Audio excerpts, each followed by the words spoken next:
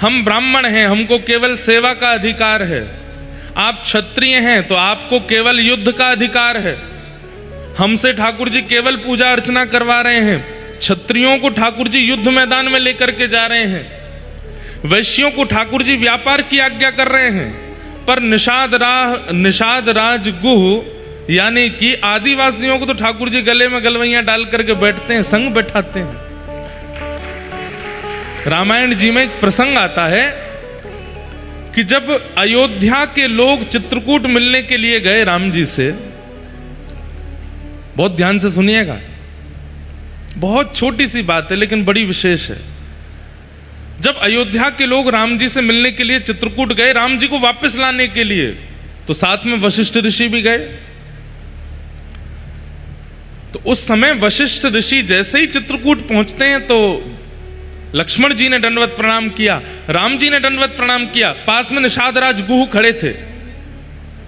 तो वशिष्ठ जी ने लक्ष्मण जी के सिर पर हाथ रखा, राम जी के सिर पर हाथ रखा। तो राम जी निषाद राज से कहते हैं, हमारे गुरुदेव हैं, इनको दंडवत प्रणाम करो। अपने सखा को बोलते हैं। तो निषाद राज गुह ने दंडवत प्रणाम किया। वशिष्ठ मुनि उनका परिचय था नहीं तो उन्होंने सिर पर हाथ नहीं रखा, बस हाथ जोड़ करके मंगलस्तु, आपका मंगल हो, ऐसा कहा। तो राम जी को इतनी पीड़ा हुई कि लक्ष्मण जी के सिर पे हाथ रखा, मेरे सिर पे हाथ रखा, निषाद राज के सिर पे हाथ क्यों नहीं रखा?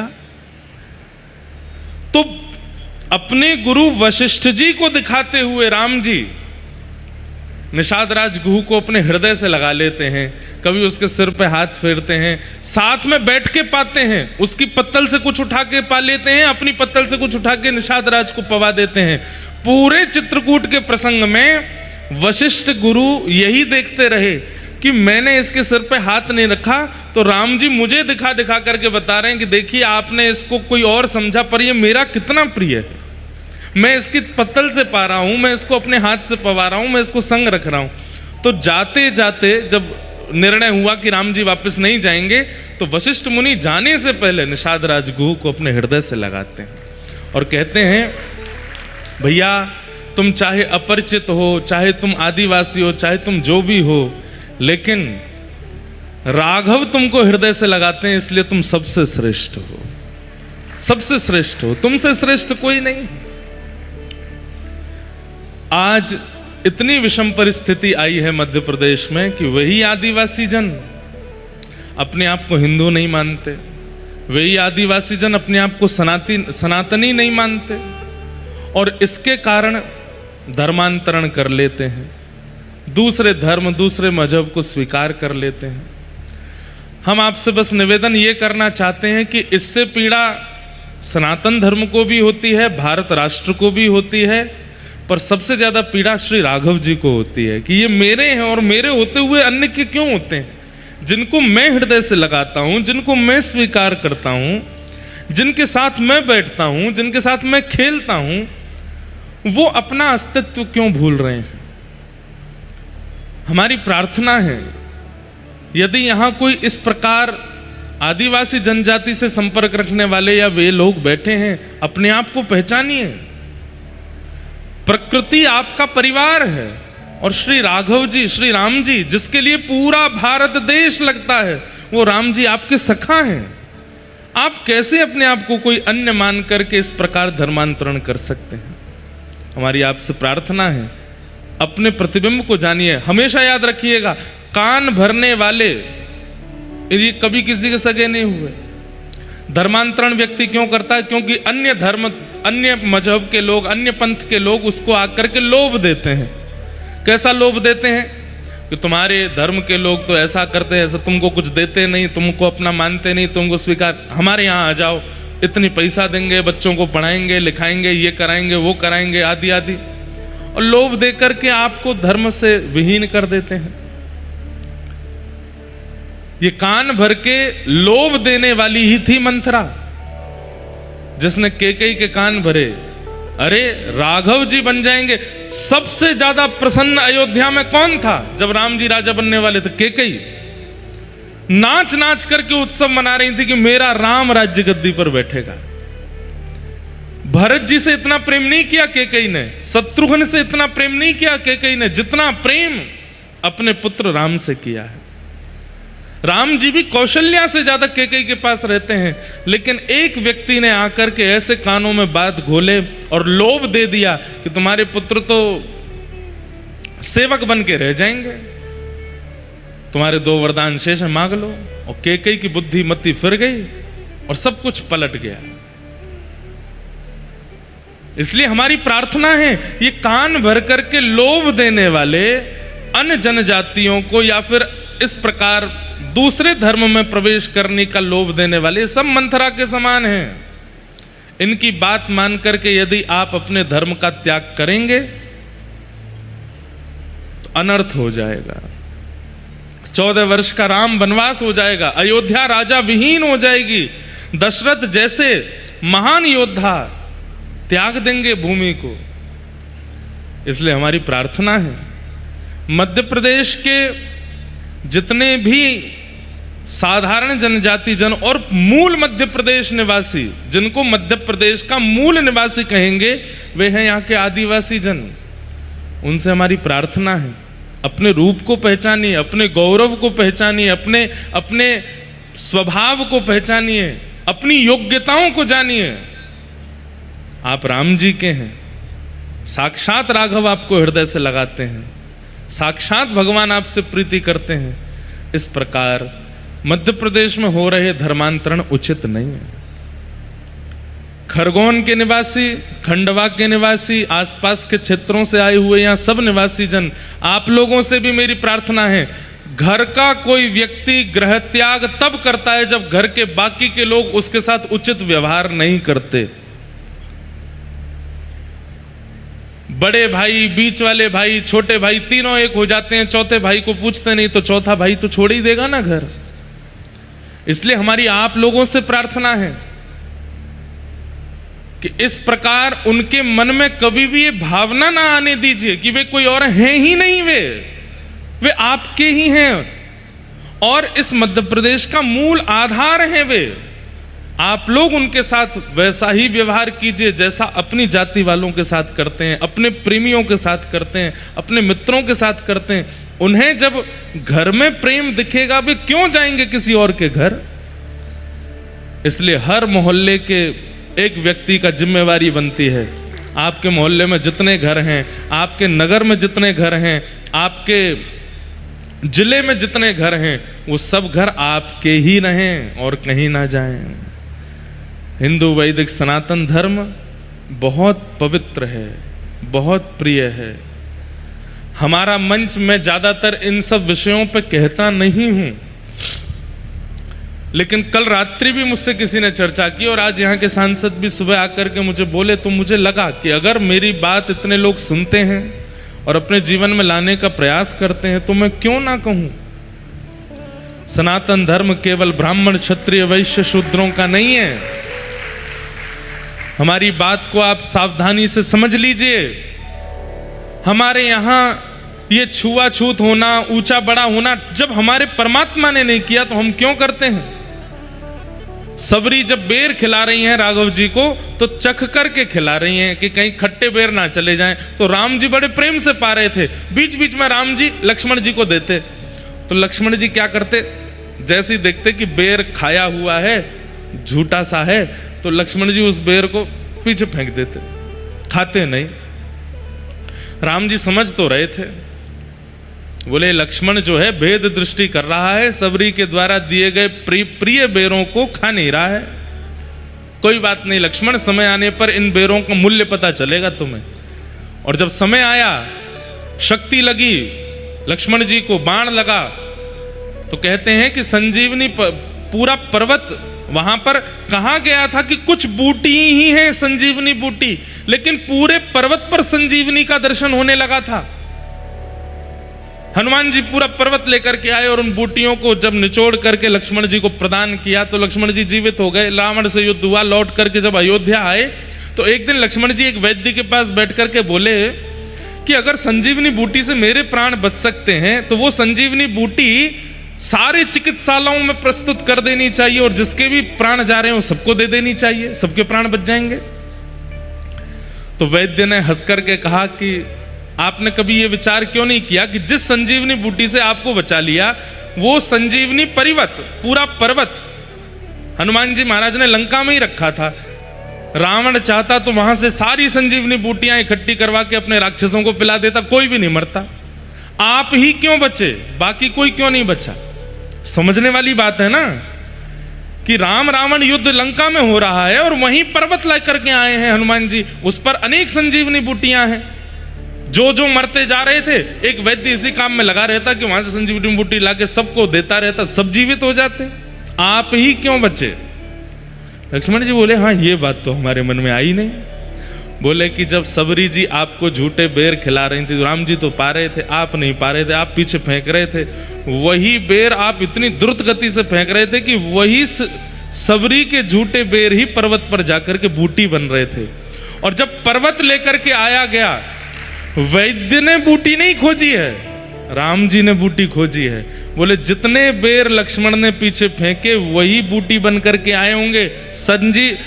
सबरी के उच्छिष्ट बेरों से प्रकट हुई बूटी से ही लक्ष्मण के प्राण बचेंगे। वो केवल आपके प्राण बचाने के लिए था और किसी के प्राण नहीं बचते उससे। सोचिए, वहां लक्ष्मण जी ने भेद दृष्टि की तो ठाकुर जी ने उन्हें भी बता दिया कि भाई सबरी जी के साथ भी तो यही हुआ था। संत जन उनको यही कहते रहते थे कि तुम्हारे हाथ का तो पानी भी उचित नहीं है, तुम तो ऐसी हो, तुम तो इस जाति की हो, तुम तो वो हो। लेकिन राम जी ने कितना प्रेम किया उनको। जब ठाकुर जी ने ऐसी भेद दृष्टि नहीं रखी तो आप क्यों रखते? प्रेम भाव रखिए और आपका ये कर्तव्य बनता है, आपका ये धर्म है। अगर आप हमसे पूछो कि हमारा धर्म क्या है महाराज जी, तिलक लगाना, कंठी पहनना, एकादशी व्रत करना, प्रदोष का व्रत करना, नर्मदा जी स्नान करना, ओमकारेश्वर महाकालेश्वर जल चढ़ाना, पैदल चल करके कावड़ यात्रा करना, गिरिराज जी की परिक्रमा करना, ये सब मूल धर्म नहीं है, ये सब परम धर्म है। पर मूल धर्म क्या है कि जो आपके हैं वो आपके ही रहें, ये आपकी जिम्मेवारी बन जाए, यही आपका धर्म है। हमारी बात को बहुत सावधानी से सुन लीजिएगा।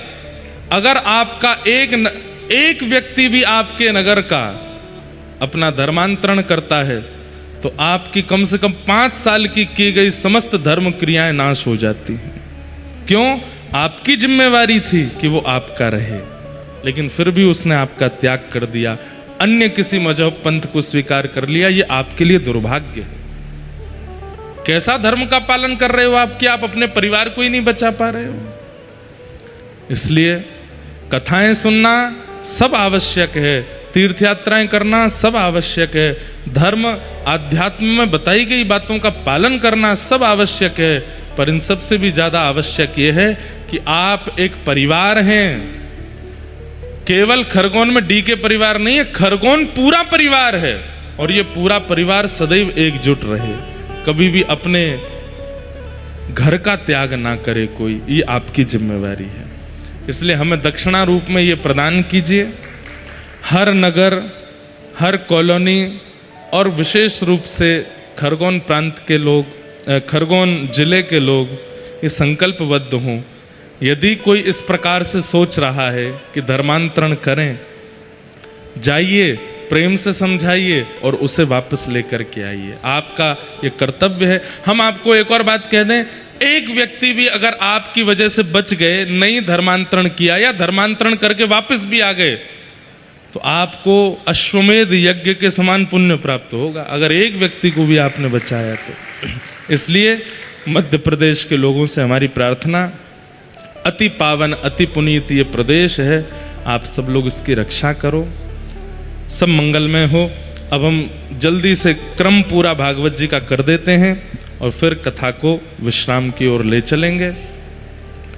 भगवान ने रास विहार के बाद वृंदावन में कुछ लीलाएं की, केसी आदि कुछ राक्षसों का वध किया, कंस ने धनुर्यज्ञ का कार्यक्रम किया और भगवान को धनुर्यज्ञ में बुलवाने के लिए अक्रूर जी को वृंदावन भेजा।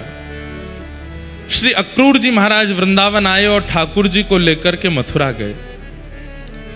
मथुरा आकर के भगवान ने कुबलिया पीड़ हाथी का उद्धार किया, कुब्जा के ऊपर कृपा की, रणभूमि में प्रवेश करके अनंत पहलवानों के वध किए और 50 सिड्डी ऊपर बैठे हुए महाराज कंस को अपनी दोनों भुजाओं से उठा करके ठाकुर जी ने नीचे पटक दिया और कंस का वध हो गया।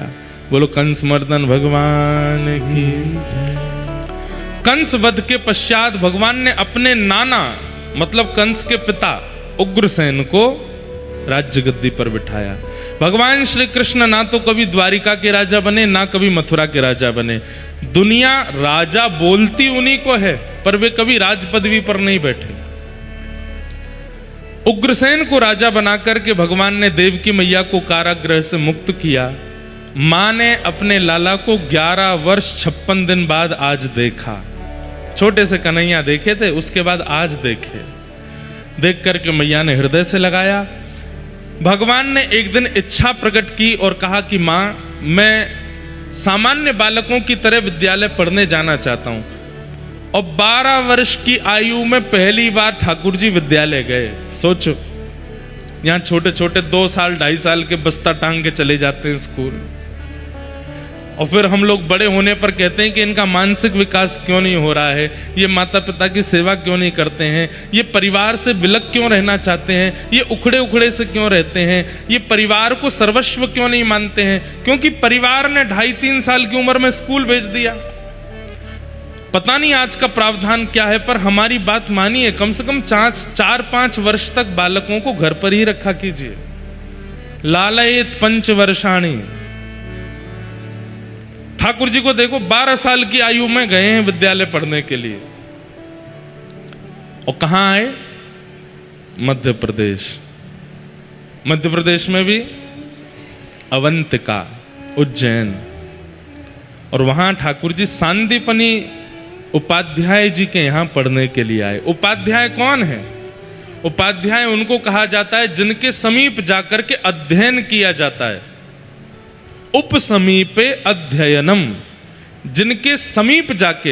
एक होता है घर पर ट्यूशन पढ़ाने वाला आता है, एक होता है कि आप किसी के पास पढ़ने जाते हो। तो प्राचीन काल में जिन ब्राह्मणों के पास हम पढ़ने जाते थे उनको उपाध्याय कहते थे। हम भी उपाध्याय हैं। तो सांदीपनी उपाध्याय अवंतिका में विराजते थे, उनके पास ठाकुर जी ने आकर के अध्ययन किया। वहीं ठाकुर जी को परम सखा श्री सुदामा जी मिले। मतलब वैसे तो गुजरात की प्रसिद्धि है कि सुदामा सखा भगवान से मिले, लेकिन सुदामा सखा को पहली बार भगवान से मिलाने वाला मध्य प्रदेश है। यहीं मिले ठाकुर जी, अवंतिका में सबसे पहले। सांदीपनी गुरुकुल में सुदामा जी से भेंट हुई। ठाकुर जी को बड़े प्रिय लगे सुदामा, और उनको ठाकुर जी ने अपना सखा बना लिया। कुछ वर्ष अध्ययन करने के बाद ठाकुर जी वापस लौट करके, अच्छा एक और बात बताएं, 12 वर्ष की अवस्था में ठाकुर जी का मुंडन हुआ। 11.5 साल 12 साल की अवस्था में। कहते हैं ठाकुर जी की इतनी लंबी चोटी है कि सिर से लेके पैर तक जाती है। केश ठाकुर जी के इतने बड़े हैं। जब कंस वध करने के लिए ठाकुर जी गए हैं तो ठाकुर जी ने बढ़िया अपने केशों को लेकर के सिर पर जटा जैसी बना के उस पर पगड़ी आदि पाग पहनी है। आजकल जो लोग पुष्टि मार्गी हैं उनको पता होगा, श्रीनाथ जी का स्वरूप आपने देखा है? तो श्रीनाथ जी के स्वरूप में आप देखते होंगे कि यहां उठी हुई भुजा के नीचे ठाकुर जी की बैनी है, चोटी होती है। लेकिन ये आजकल जो समय चल रहा है ना, ये दान अभी एकादशी तक दान का समय है। ठाकुर जी दान लेते हैं, गोपियों का मार्ग रोक के उनसे दान लेते हैं, दही का दान, दूध का दान, मक्खन का दान। तो अभी ये दान अभी एकादशी पर पूर्ण होगा। कल परसों ही तो है एकादशी, तो परसों तक दान का श्रृंगार होता है। और दान के श्रृंगार में ठाकुर जी को चोटी नहीं धराते। क्यों नहीं धराते? बोले ठाकुर जी दान लेके भागते हैं तो चोटी इतनी जोर से लहराती है कि गोपियां उसी को पकड़ लेती हैं।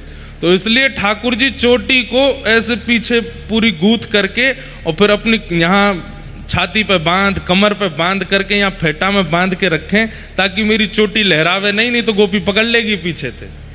और बाकी श्रृंगारों में आपको वेणी दिखाई देगी, लेकिन ये अभी एकादशी तक का जो श्रृंगार श्रीनाथ जी में भी होता है, वहां पे ठाकुर जी को बेणी नहीं धराते। क्यों? बोले ठाकुर जी अपनी पूरी चोटी छुपा के आते हैं भीतर की, कहीं गोपी ना पकड़ ले मुझे, दान लेके भाजूंगो। तो इतनी लंबी चोटी है ठाकुर जी की। बताओ भाई, लोग तो चलो केश रखते नहीं, माताएं भी कटवा लेती हैं अपने। ठाकुर जी ने केश नहीं काटे अपने, खूब लंबे केश हैं ठाकुर जी के, सुनहरे केश हैं, घुंघराले केश हैं। आज ठाकुर जी ने अवंतिका जाने से पूर्व यज्ञोपवीत संस्कार और मुंडन कराया, और ठाकुर जी का मुंडन हुआ तब चौड़ी चोटी ठाकुर जी ने यहां पर धारण की, और तब ठाकुर जी विद्यालय पढ़ने के लिए गए। विद्यालय से लौट करके आए, मथुरा आकर के भगवान को सब राजकुमार की तरह ट्रीट करते हैं। ठाकुर जी को लेकिन याद आती है वृंदावन की, बहुत याद आती है। राजा धीराज महाराज आदि आदि संबोधन ठाकुर जी को बिल्कुल नहीं भाते। ठाकुर जी ने